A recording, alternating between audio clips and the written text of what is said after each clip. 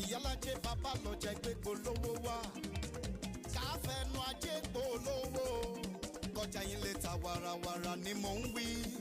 Diamond FM ṣàwà ní bàbá. Ètò àgbọ̀ fi kọ́gbọ́n. Diamond FM lẹ́ ó ti gbọ́. Eré ìdárayá. Diamond FM lẹ́ ó ti gbọ́. Àṣà ìsìn bí gbé lárugẹ. Diamond FM lẹ́ ó ti gbọ́. 88.7. Diamond FM lẹ́ ó ti gbọ́. Ojoojúmọ́ là ń ṣàìsìn pírí.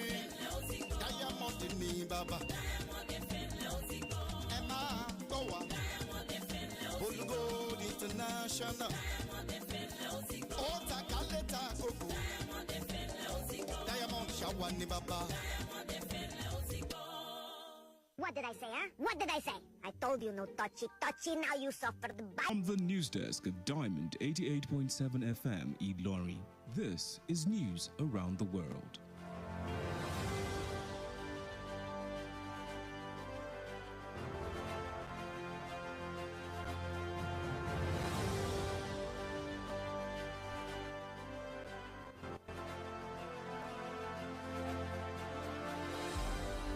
In the headlines, a remains of former CBN Governor Godwin Emefiele is told adjourned to 23rd August. Speaker names 5 new committee chairmen. Unicals suspends Dean over alleged sexual harassment. Appeal Court affirms dismissal of vote buying allegations against Governor Abiodun. On the foreign scene, West African military chiefs weigh Niger mission after coup. In sports, Chelsea transfer blow has Michael Olise sign contract with Crystal Palace. Good evening and thanks for joining us for the news across the world on Diamond 88.7 FM, Iroyin. I am Joseph Emeribe. You can listen to us via our website www.diamondfm.net or watch us live on Facebook at Diamond 887 FM. You can also download our app on Play Store, Diamond 887 FM. We'll bring you details of the news after the break. Do stay tuned.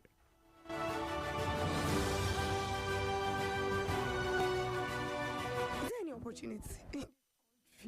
I don't lose hope. Oh my God, jackpot. Leaving the country may not be the solution that you think it is. Don't make leaving Nigeria the only solution to your life's challenges. Japa because you want to, but stop raising it as a solution to national issues that you can work on and fix. Nigeria will always be your home, and together we can make it better. This message is reaching you from Diamond 88.7 FM, Iroyin.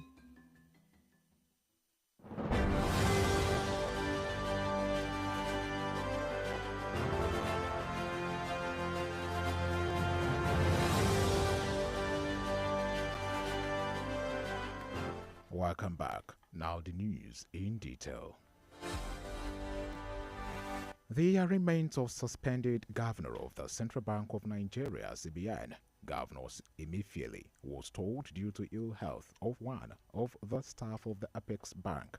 Emefiele was charged on a 220 count of alleged procurement fraud and conferring of corrupt advantages on himself before an FCT High Court alongside Sadatu Yaro, a staff member of the CBN and accompanying a Pre-16 Investment Limited. At the hearing today, the director of the Public Prosecution DPP, Abubakar Mohammed, informed the court that Yaro took ill in the morning and would be unavailable for the arraignment.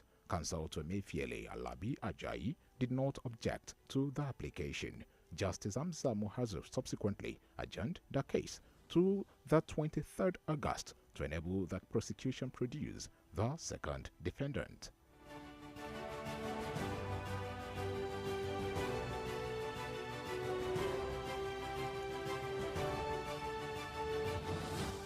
Meanwhile, the Federal High Court sitting in Lagos has allowed the federal government to withdraw their charge of illegal possession of firearm and possession against the suspended governor of the Central Bank of Nigeria, CBN, Godwin Emefiele. Justice Nicholas Owebo, in his ruling, held that Section 108 of the Administration of Criminal Justice Act empowers the Director of Public Prosecution, DPP, to withdraw the charge, and there was no requirement for the application to be in writing.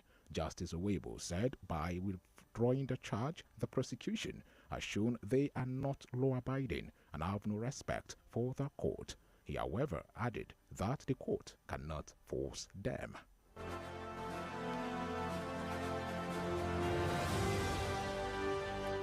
The Speaker of the House of Representatives, Tajuddin Abbas, has appointed 5 members as chairmen of committees to replace those appointed ministers by President Bola Tinubu.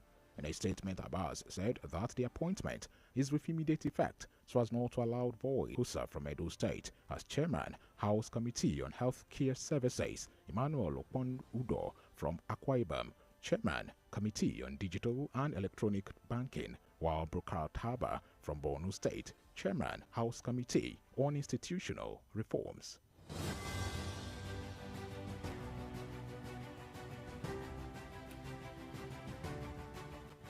Still on the national front, national chairman of the Inter-Party Advisory Council, IPAC, Yabagi Sani, says that assigning a Minister of State for Petroleum Resources from the oil-rich Niger Delta area is a wrong signal.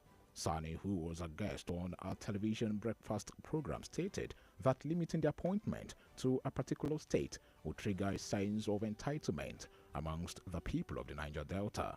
Recall that President Bola Tinubu released portfolios for 45 ministerial designate on Wednesday. The president appointed Bayelsa-born Heineken Lokpobiri as Minister of State for Petroleum Resources, but silent on portfolio for the Minister of Petroleum Resources.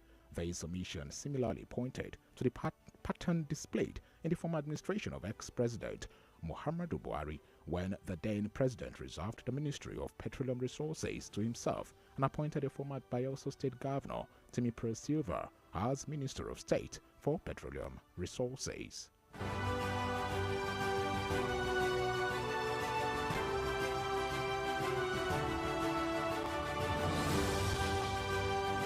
And to report from Ogun State. The Court of Appeal has upheld the Ogun State Governorship Election Petition Tribunal's decision to dismiss the allegations of vote buying and voter inducement against Governor Dapo Abiodun and the All Progressives Congress, All Progressives Party, APC. The court, in its lead judgment, read by Justice M.B. Idris, also affirmed the validity of Abiodun's defense. The allegation of vote buying made by the People's Democratic Party, PDP, and its governorship candidate, Ladi Adebutu, was deemed belated and unsupported, leading to their dismissal. They argued that Adebutu and the PDP's response violated the Electoral Act schedule and court pleading rules. The tribunal sided with the governor's legal team and removed the entire response from Adebutu and the PDP. During the proceedings, it became evident that Adebutu and the PDP's allegation was a hastily concocted afterthought following Abiodun's substantial allegations, supported by a police investigation report indicating that Adebutu and the PDP are engaged in vote buying during the elections.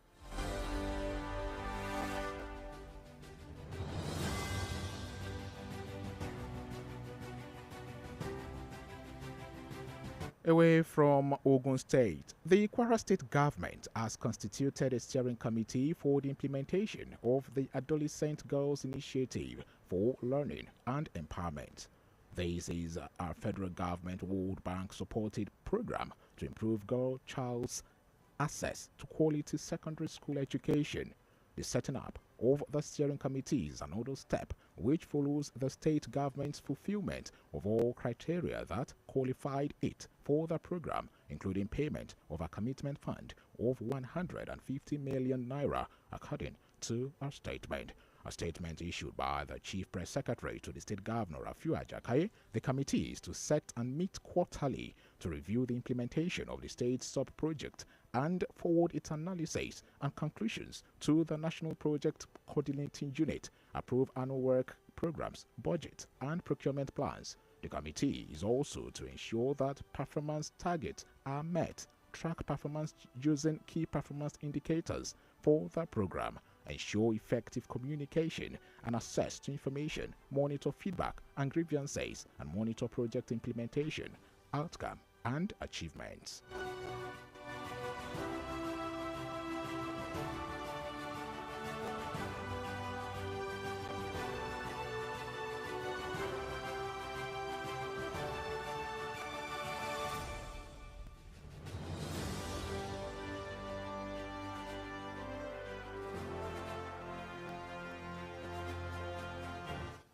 The federal government has announced a 5 billion naira palliative for each state of the federation, including the Federal Capital Territory, to cushion the impact of the removal of a petrol subsidy.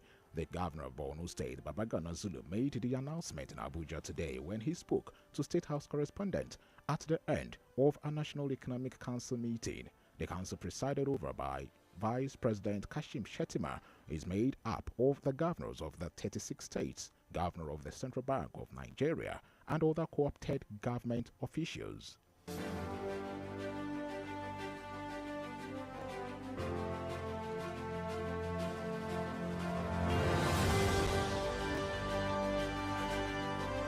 For them, in the build-up, he noted that the new executive under his leadership will focus on key areas and village spread to make life easier for them. Some of you may not be aware of this, but we have a lot of villages and communities that have never seen power supply, and we believe that it will not be too much to provide them solar power light in community areas where many of them can benefit. In his remarks,